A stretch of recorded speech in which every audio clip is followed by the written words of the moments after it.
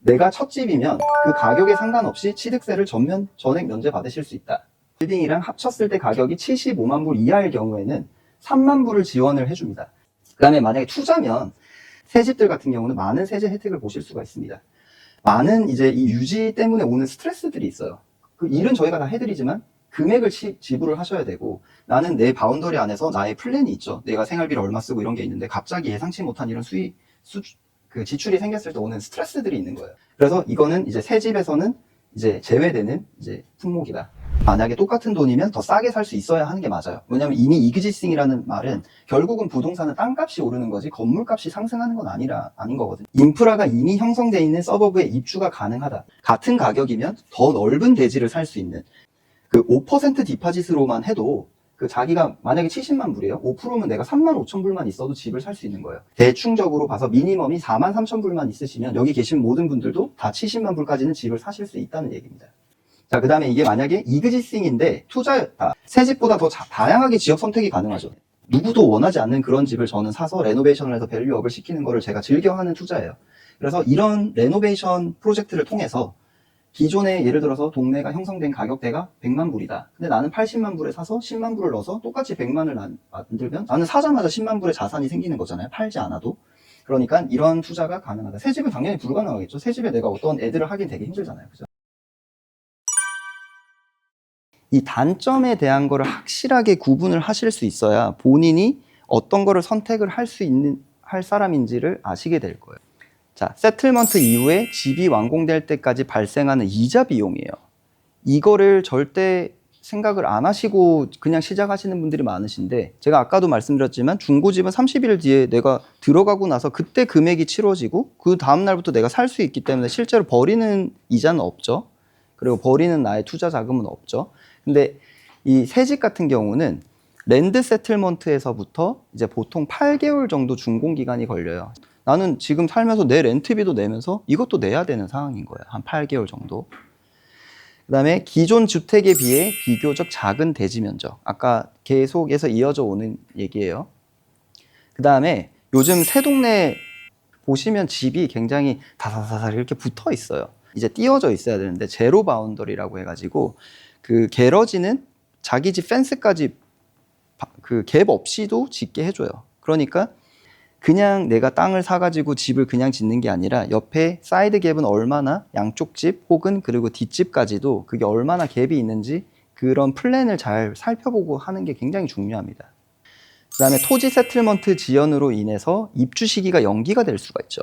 그러면 입주 시기가 연기가 되면 여러 가지 상황이 발생하죠. 나의 뭐 렌트 시기도 있을 수가 있고, 내가 꼭 그 집에 입주를 해야 되는 그런 특정한 시기가 있을 수도 있고, 내가 뭐 이걸 다 해놓고 한국을 갈 예정이었을 수도 있고, 그다음에 거기에 따라오는 이자도 또 추가적으로 발생하고, 기후 영향. 예를 들어서 최근에도 이제 브리즈번에 뭐 사이클론도 오고 이번 주까지도 비가 많이 오고 있잖아요. 이렇게 되면 대부분의 빌더들은 하던 일을 다 멈춰야 돼요.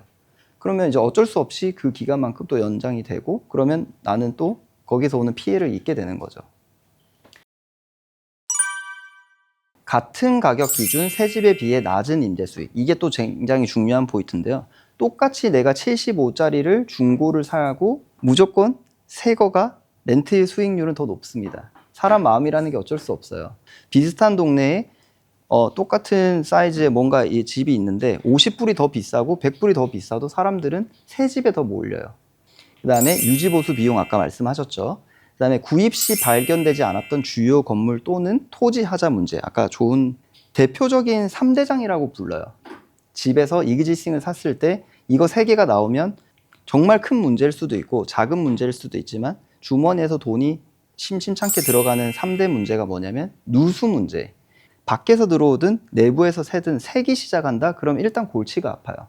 잡을 수는 있지만 대부분의 케이스가 잡기까지 많은 비용이 발생할 수 있다. 대표적인 게 이제 루프에서 새는 거, 그 다음에 벽면에서 스며들어오는 거, 창문에서 스며들어오는 거, 그 다음에 2층 집 같은 경우는 2층 있는 화장실에서 1층으로 새는 문제. 이게 대표적인 누수 문제입니다. 그다음에 킨즐랜드는 흰개미 문제를 벗어날 수가 없어요. 제가 항상 저희 고객분들한테 말씀드리는 게 무조건 털마이트 베리어를 하셔라. 킨즐랜드는 흰개미 데미지 있는 집들이 너무 많아요. 그래서 그 베리어 작업이라고 해서 일반 집들이 보통 한 2,500불에서 3,500불 정도 돈이 들고 한번 해놓으면 한 7년 정도 가거든요. 반드시 그거 하셔야 됩니다. 내 집이든 아니면 내가 투자로 사놓은 집이든 이 돈을 절대 아까워하시면 안 돼요.